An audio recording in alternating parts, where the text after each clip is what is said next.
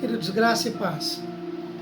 Agora pela manhã, fazendo um período de oração devocional, uma palavra veio ao meu coração e longe de querer polemizar, criar polêmica no meio do povo de Deus, quero apenas convocar o povo de Deus para uma reflexão.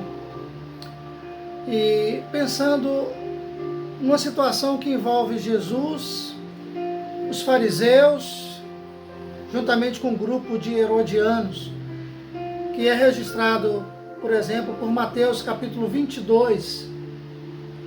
Lá no versículo 21, Jesus vai dizer o seguinte: respondeu Jesus a eles: dai, pois, a César o que é de César, e a Deus o que é de Deus. Para a gente entender o contexto, foi uma pegadinha que os fariseus intentaram contra Jesus, e enviou discípulos dos fariseus, juntamente com um grupo de herodianos, para testar Jesus, exatamente para pegá-lo em contradição.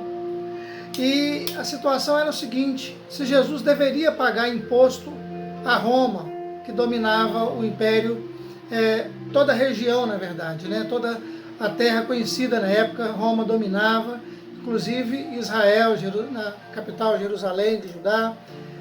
E levando diante de Jesus essa situação, então, foram questionar a Jesus se ele deveria obedecer à autoridade constituída, no caso César, ou não. E levaram, portanto, uma pergunta bem perigosa, uma armadilha, na verdade, questionando se ele deveria pagar tributo.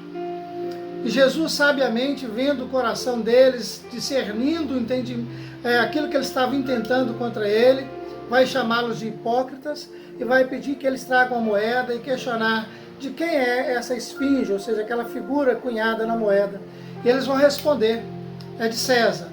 E Jesus vai usar então essa resposta dizendo: dai a César o que é de César e a Deus o que é de Deus. Parece que não tem nada a ver com a situação que nós estamos vivendo, mas na verdade estamos vivendo um momento que tem muito a ver, sim. Estamos diante de algumas leis, alguns decretos que nos obrigam a tomar posições, e nós, como cidadãos, temos nos cuidado de obedecer às autoridades. Mas eu gostaria de uma reflexão: até onde é de Deus e até onde é de César? Até onde vai a autoridade do homem e a autoridade de Deus? É uma reflexão pessoal que cada um deve tomar a sua posição. Eu tenho visto alguns defendendo o lado A, outros defendendo o lado B, inclusive com muita tristeza, vendo até embates entre o povo de Deus, uns atacando aos outros. E isso é triste. Satanás tem conseguido trazer até contenda mesmo no nosso meio. Apenas uma pergunta que a gente deve trazer como reflexão. Eu me lembro de um livro que virou best-seller no meio cristão, que inclusive transformou-se num filme, que questionava e levava o povo a um questionamento: o que faria Jesus se estivesse no nosso lugar? Ou seja, em seus passos, o que faria Jesus? Eu penso que talvez a melhor resposta que a gente possa dar ao mundo, a essa geração, é fazendo essa pergunta: o que Jesus faria se estivesse hoje no planeta Terra andando, estivesse aqui no Brasil, estivesse morando na nossa cidade, diante dessa calamidade que assola o país, o medo, na verdade, um medo que tem trago pavor até mesmo ao povo de Deus? O que Jesus faria? Questione-se acerca disso. Qual seria a posição de Jesus nessa situação? Queridos, eu quero apenas lembrá-los que nós, como povo de Deus, somos a voz de Deus nessa terra.